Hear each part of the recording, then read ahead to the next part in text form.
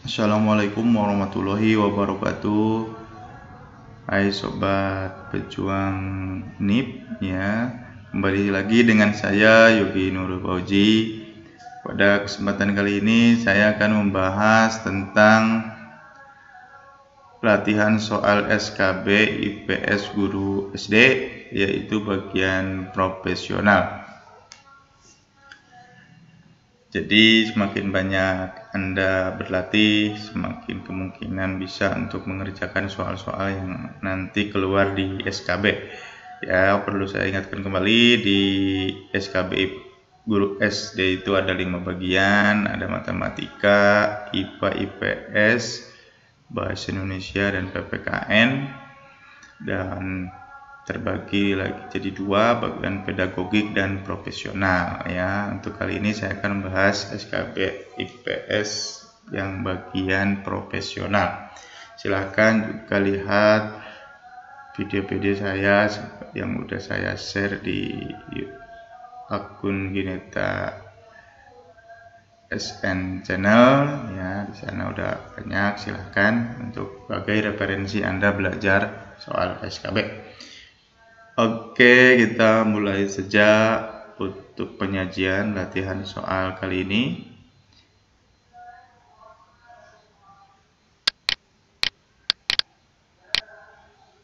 Soal pertama. Tujuan utama pembelajaran IPS adalah menjadikan peserta didik sebagai warga negara yang baik dalam kehidupan masyarakat majemuk yang demokratis. Oleh karenanya, materi pembelajaran IPS seharusnya memberikan pengetahuan yang kontekstual, yaitu A. Menyajikan pengetahuan, fakta, dan fenomena yang sesuai dengan materi, tujuan pembelajaran, serta sesuai dengan konteks sosial budayanya. B. Menyajikan pengetahuan, fakta, dan fenomena terkini sehingga peserta didik memiliki pengetahuan up to date. C.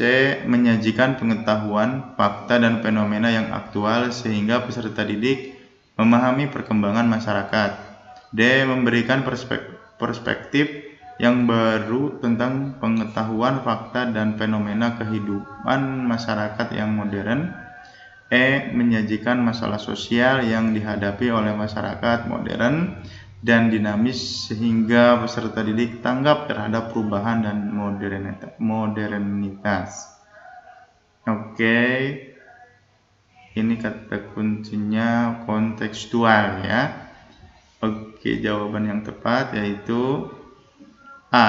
Ya, pembelajaran IPS yang kontekstual yaitu pembelajaran yang menyajikan fakta, konsep, serta fenomena sosial dan budaya yang benar-benar terjadi di dalam masyarakat dan sesuai dengan kehidupan nyata peserta didik.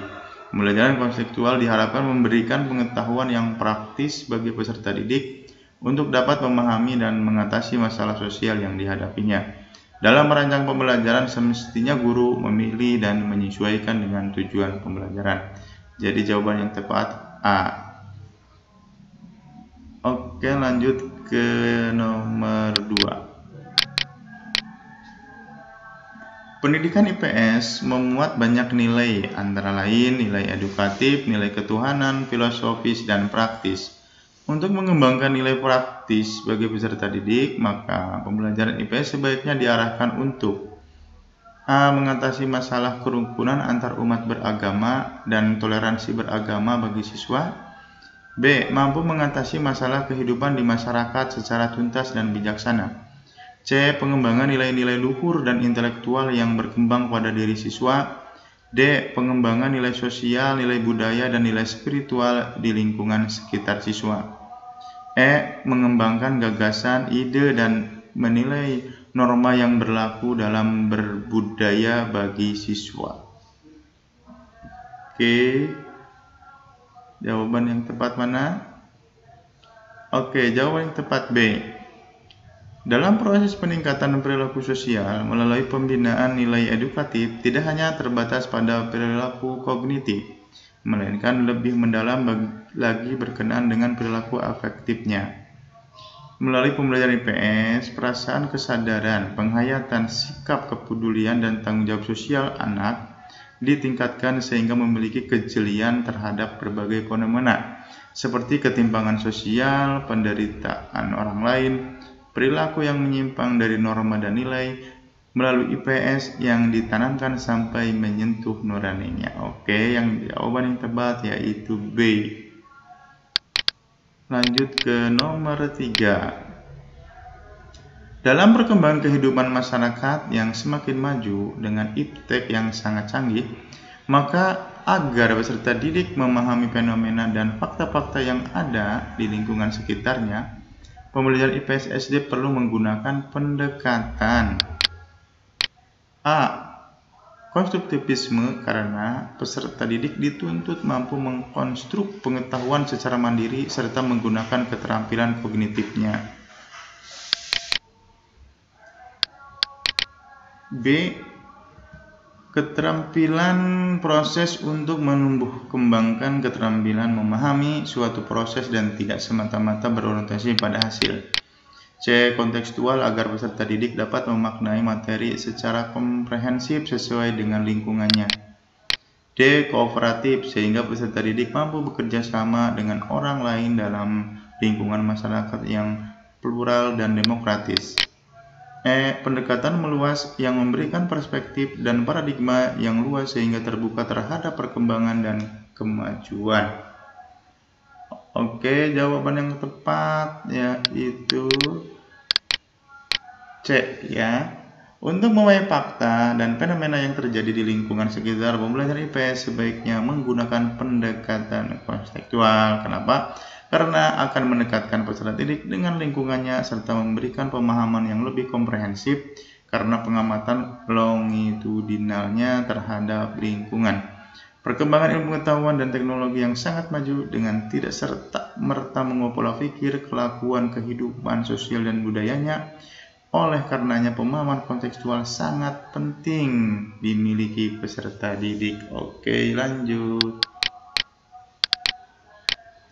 4. Lokasi sekolah yang berada dekat pasar sangat mendukung untuk dipergunakan sebagai sumber belajar dalam kegiatan pembelajaran IPS, khususnya tentang A. Bentuk dan kontur permukaan bumi, B. Kegiatan memenuhi kebutuhan, C. Interaksi manusia di masa lampau, D. Lembaga-lembaga ekonomi modern, E. Kegiatan jual beli secara langsung.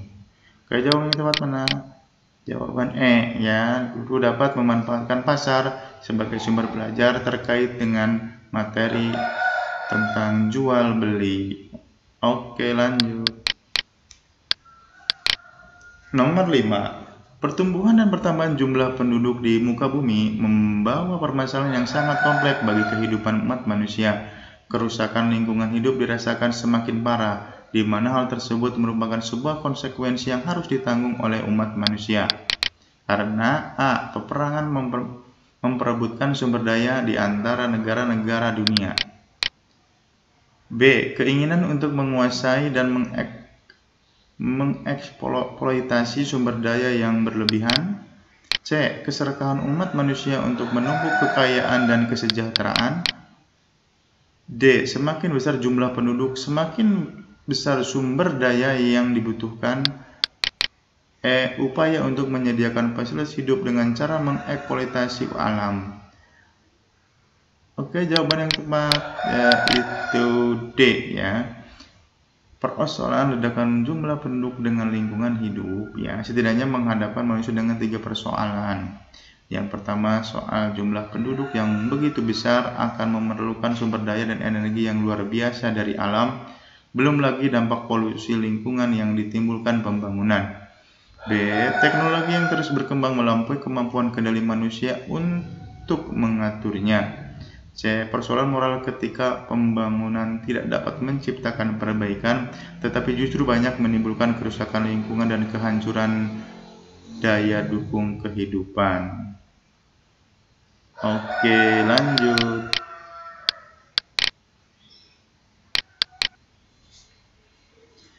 Untuk nomor 6 yaitu urbanisasi merupakan salah satu fenomena yang melanda negara-negara yang sedang berkembang. Perspektif kuratif terhadap fenomen urbanisasi adalah A. Perubahan budaya dalam bekerja. B. Perluasan suatu area atau wilayah. D. Kedekatan antara ruang permukaan bumi. D. Penyebaran iptek yang merata. E. Tempat tinggal yang semakin rapat. Geografi ya. Kata kuncinya geografi. Oke, jawaban yang betul yaitu B.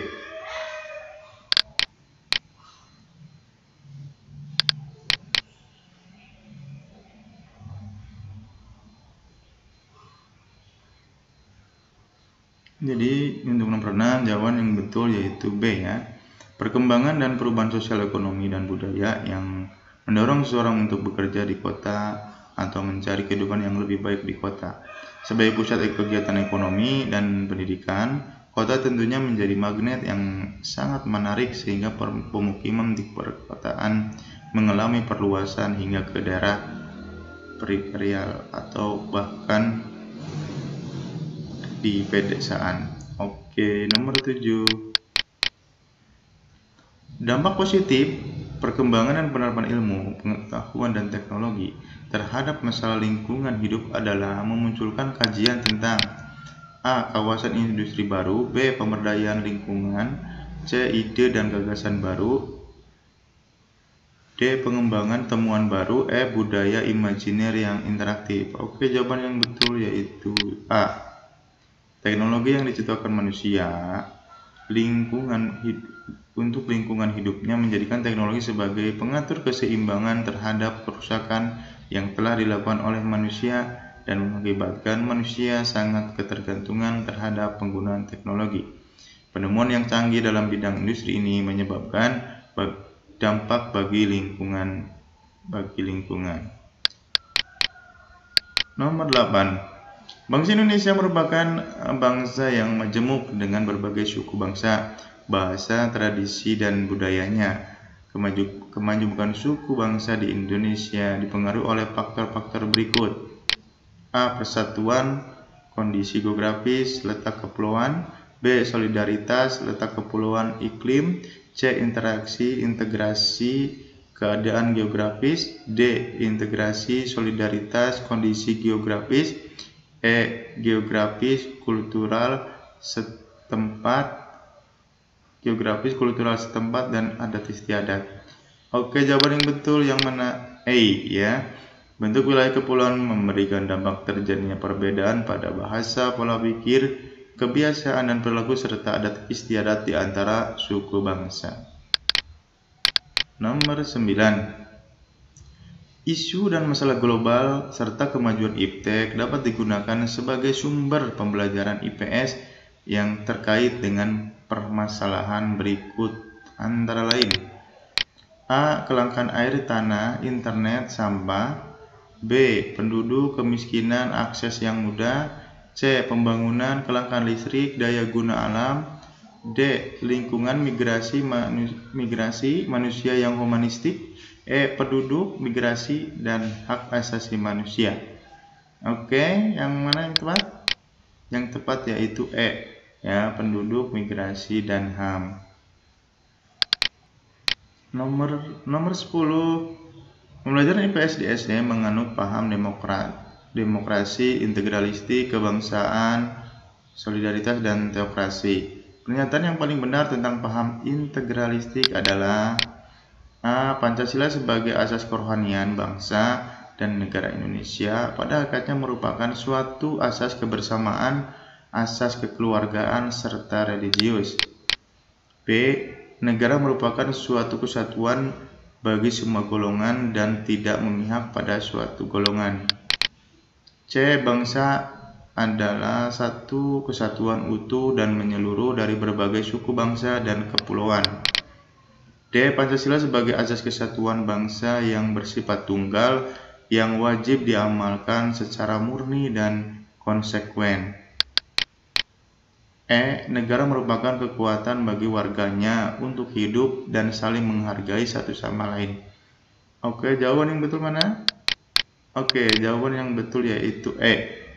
Ya, paham integralistik yang terkandung dalam Pancasila meletakkan asas kebersamaan hidup, mendambakan keselarasan dalam hubungan antar individu maupun masyarakat. Dalam pengertian ini, paham negara integralitik tidak memihak kepada yang kuat, tidak mengenal dominasi mayoritas, dan juga tidak mengenal tirani minoritas. Maka di dalamnya terkandung nilai kebersamaan, kekeluargaan, kebineka tunggal ikaan, nilai religiusitas, serta selaras. Paham integralitik merupakan aliran pemikiran yang sesuai dengan watak bangsa Indonesia yang bersifat kekeluargaan dan gotong royong. Nomor 11, iptek pada hakikatnya merupakan produk budaya yang mengakibatkan terjadinya global village, yaitu menceritakan tentang A. Pengalaman sosial budaya dalam hubungan antar manusia, B. Penyebaran budaya secara masif dan kontekstual, C. Tertembusnya nilai budaya antar bangsa, D. Kedekatan jarak relatif antar ruang di permukaan bumi, E. Hilangnya batas-batas budaya antar negara. Jawaban yang tepat adalah D. Jadi global village adalah konsep mengenai perkembangan teknologi komunikasi di mana dunia dianalogikan menjadi sebuah desa yang sangat besar.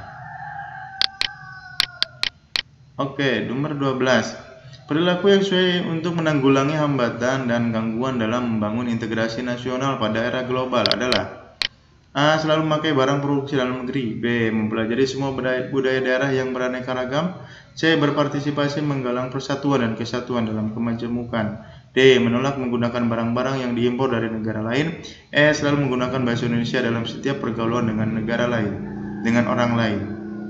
Oke, jawaban yang betul adalah C. Ya, pilihan sikap selalu memakai barang produksi dalam negeri dan menolak menggunakan barang-barang yang diimpor dari negara lain merupakan bagian dari sikap menghargai karya anak bangsa.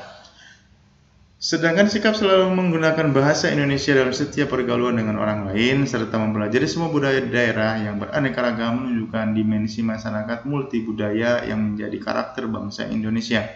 Tetapi belum ada penekanan pemaknaan pentingnya mempromosikan sikap memperkuat kesatuan dan persatuan.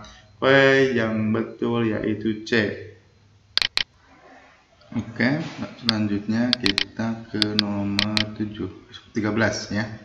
Ke nomor 13. Perkembangan ilmu pengetahuan dan teknologi telah mendorong aktivitas umat manusia pada lintas bangsa dan negara sehingga mengarah pada era globalisasi. Ya. Peran pembelajaran IPS SD dalam menyongsong era globalisasi perlu mengembangkan kesadaran kepada siswa dengan cara A. Menumbuhkan semangat siswa untuk tidak perlu takut menghadapi persaingan era bebas yang semakin luas dan mengglobal. B. Menumbuhkan semangat siswa untuk melakukan hal positif dan berdaya guna bagi bangsa, bagi masyarakat. C. Mendorong siswa untuk memahami karakteristik globalisasi, iptek, dan arus informasi serta komunikasi global. D. Mendorong siswa untuk berpartisipasi dalam memasuki era globalisasi dengan menguasai bahasa internasional. E. Mendorong siswa untuk menyiapkan kualitas diri dalam era globalisasi yang semakin cepat dan pesat. Oke, jawaban yang betul D ya. Lanjut nomor 14. Konsep ruang dan waktu menjadi semakin buram dalam era globalisasi sehingga aktivitas manusia semakin tidak dapat dibatasi ruang dan waktu. Pengembangan pembelajaran IPS SD dalam konteks ruang dan waktu perlu A. Mengembangkan pemahaman siswa dalam ruang dan waktu yang dapat digunakan untuk aktivitas manusia. B. Menanamkan kesadaran kepada siswa tentang modernisasi dan globalisasi merupakan dua sisi mata uang. C. Menanamkan kesadaran kepada siswa tentang demokratisasi dan globalisasi berkembang sangat pesat. D. Menanamkan nilai-nilai lokal untuk mengantisipasikan dampak nilai-nilai luar. E. Menanamkan kesadaran hakikat globalisasi dengan tantangan kehidupan yang harus dihadapi. Oke, jawaban yang betul yaitu A. 15. Kebudayaan daerah perlu dilestarikan terus, khususnya yang menunjang kebudayaan nasional dalam rangka memperkaya kebudayaan nasional bangsa Indonesia. Untuk itu diperlukan sifat selektif dalam menghadapi berbagai macam bentuk kebudayaan daerah yang ada. Sifat selektif yang perlu dilakukan adalah A. Melestarikan kebudayaan daerah yang masih sangat sederhana, khususnya yang ada di masyarakat terasing dan terpencil. B. Melestarikan kebudayaan daerah yang mendukung terciptanya persatuan dan kesatuan bangsa. C. Menyimpan dan mengkonservasi setiap artefak kebudayaan daerah di Museum Nasional. D. Melestarikan kebudayaan daerah yang sudah hampir punah dan masyarakatnya yang sudah sedikit jumlahnya. Melestarikan kebudayaan daerah yang dapat menarik wisatawan lokal maupun asing sebagai destinasi wisata. Jawaban yang betul adalah B. Oke, lanjut. 16. Keharmonisan hidup dalam kebinekaan bangsa Indonesia merupakan suatu kondisi yang perlu dijaga dan dipertahankan sebagai upaya untuk menjaga harmonisasi kehidupan dalam kebinekaan. Maka pembelajaran IPS SD perlu mengembangkan A. Sikap bekerja sama sekaligus bersaing dalam kehidupan yang semakin global dalam arus informasi dan komunikasi. B. Semangat bertoleransi yang tinggi dan saling menghargai antar umat manusia di muka bumi. Kesadaran untuk bersikap arif dan tanggap terhadap perbedaan yang ada di lingkungan sekitarnya. D. Sikap memadukan antara bersaing dan bekerja sama dalam kehidupan masyarakat. Sikap tidak membeda-bedakan status sosial, etnis, atau sara dalam komunitas masyarakat global. Jawaban yang betul adalah C. Lanjut, nomor 17. Demokrasi merupakan konsep politik negara modern yang lebih banyak dipilih dan dipraktikkan di negara-negara baru pasca Perang Dunia II. Hal itu dikarenakan prinsip dan nilai demokrasi terletak pada A. Pengetahuan terhadap hak asasi politik warga negara baik kaum pria maupun kaum wanita. B. Penghormatan terhadap keberadaan parlemen yang beranggotakan dari berbagai daerah. C. Pengakuan dan penghargaan merupakan hak asasi politik setiap orang sebagai warga negara. D. Pembatasan terhadap penguasaan aset negara baik yang berada di bawah pengawasan negara maupun tidak. Pengakuan terhadap kedaulatan rakyat yang mendapat pengesahan undang-undang. Oke, jawaban yang betul adalah C. Lanjut. 18. Kehidupan yang sejahtera dan harmonis dalam kebinekaan merupakan dambaan bangsa Indonesia. Untuk mewujudkan hal itu, pembelajaran IPS SD perlu mengembangkan A. Sikap bekerja sama sekaligus bersaing dalam kehidupan global. B. Nilai-nilai kebersamaan dalam hidup keberagaman budaya. C. Kesadaran menghormati perbedaan untuk menciptakan keharmonisan. D. Nilai-nilai kekeluargaan dan saling menghargai perbedaan.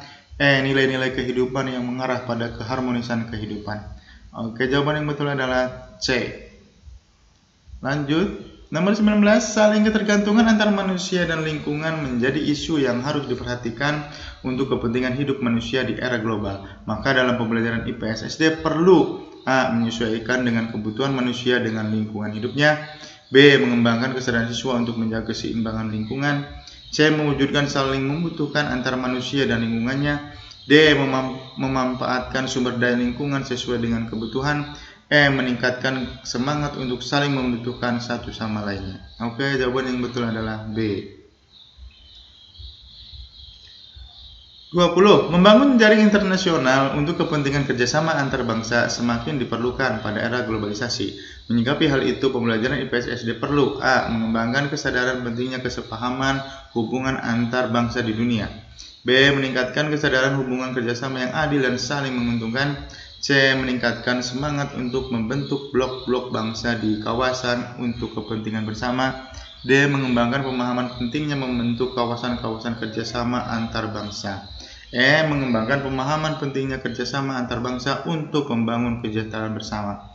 Jawaban yang betul adalah E. Lanjut. 21. Nilai-nilai material seperti gotong royong, tolong menolong, dan kekeluargaan merupakan nilai-nilai yang hidup dan berkembang sejak zaman nenek moyang bangsa Indonesia dan perlu dikembangkan dalam pembelajaran IPS. Nilai-nilai tersebut merupakan nilai A. Warisan budaya bangsa. B. Yang sesuai dengan budaya bangsa. C. Instrumental suatu bangsa. D. Filosofis bangsa Indonesia. Fundamental suatu bangsa. Oke, jawaban yang betul yaitu D. Lanjut, nomor 22. Seorang guru dalam kelas menutup pelajarannya dengan ungkapan, kita harus berpikir global tetapi bertindak lokal. Maksud ungkapan Pak Guru tersebut adalah A. Kita boleh membayangkan indahnya dunia, tapi itu adalah mimpi. Peganglah kaki di atas tanah di mana kamu berdiri. B. Generasi muda harus keliling dunia, tidak hanya tahu keadaan masyarakat di tingkat lokal saja. C. Kita harus dapat berpikir jauh ke depan namun berpijaklah dengan kaki di atas tanah di mana kita berdiri. D. Semua perumpamaan itu berkaitan dengan sikap dan tindakan yang dilakukan dalam menghadapi masa depan seiring tantangan globalisasi. E. Capailah bintang di langit, kata Bung Karno, tetapi berpijaklah dengan kakimu sendiri di mana kamu berada. Oke, jawaban yang betul adalah D, ya. Lanjut. 23. Dampak negatif sebagai akibat perkembangan ilmu pengetahuan dan teknologi tentu tidak dapat dihindari, namun dapat dieliminir sekecil mungkin. Untuk itu, dalam pembelajaran IPS SD perlu A. Memahamkan pengaruh negatif tentang kemajuan iptek. B. Menekankan sisi negatifnya agar siswa terhindar dari pengaruh dampak yang negatif. C. Menekankan manfaat positifnya dengan tidak menghiraukan dampak negatif. D. Mengarahkan siswa agar dapat memilih sesuai dengan kebutuhan dan keinginannya. E. Menanamkan kesadaran secara sistemik kepada siswa sedini mungkin tentang dampak negatif. Oke, yang betul adalah E. Lanjut. 24. Dalam pembelajaran IPS SD sering dikembangkan contoh-contoh nyata dalam masyarakat yang baik dan dapat diterima oleh lingkungan sekitarnya. Sebab pada hakikatnya pembelajaran IPS di SD merupakan pembelajaran A. Bermasyarakat, berbangsa, dan bernegara. B. Tentang masyarakat sekitar yang heterogen. C. Untuk fungsi pengembangan civic education. D. Tentang penerapan good citizenship education. E. Tentang alam dan lingkungan yang harmonis. Yang betul adalah A. Oke, lanjut. 25. Pelaksanaan nilai-nilai yang terkandung dalam Undang-Undang 45 memerlukan aturan teknis yang mempermudah penerapannya. Petunjuk pelaksanaan nilai yang terkandung dalam Undang-Undang 45 ini dikenal dengan nilai A. Budaya bangsa. B. Pragmatis. C. Praktis. D. Instrumental. E. Fundamental. Jawaban yang betul adalah D. Instrumental. 26. Yang bukan menjadikan bangsa Indonesia adalah bangsa yang memiliki ketahanan mental dan kekuatan moral di dalam situs sejarah peradaban dan kebudayaan global dewasa ini adalah A. Mudah tergoda oleh pesona keunggulan dan kemajuan bangsa asing dalam membangun karakter maupun sarana dan prasarana. B. Memelihara peninggalan aneka ragam seni budaya yang berfungsi menjadi media pesan moral di masanya. C. Mengkaji kembali kitab kuno yang berisi ajaran sebagai kumpulan ilmu pengetahuan dan sumber kebijakan. D. Membangun gedung dengan arsitektur yang mengandung nilai keadiluhungan bangsa Indonesia dari masa ke masa. E. Mempromosikan keunikan seni budaya dan adat istiadat bangsa Indonesia yang memiliki keunggulan kompetitif. Oke, jawaban yang betul adalah A. Tidak tergoda ya dengan kemajuan bangsa asing. Oke, sekian dari saya. Mudah-mudahan video kali ini bermanfaat bagi rekan-rekan pejuang NIP. Ya, itu saja. Terima kasih. Assalamualaikum warahmatullahi wabarakatuh.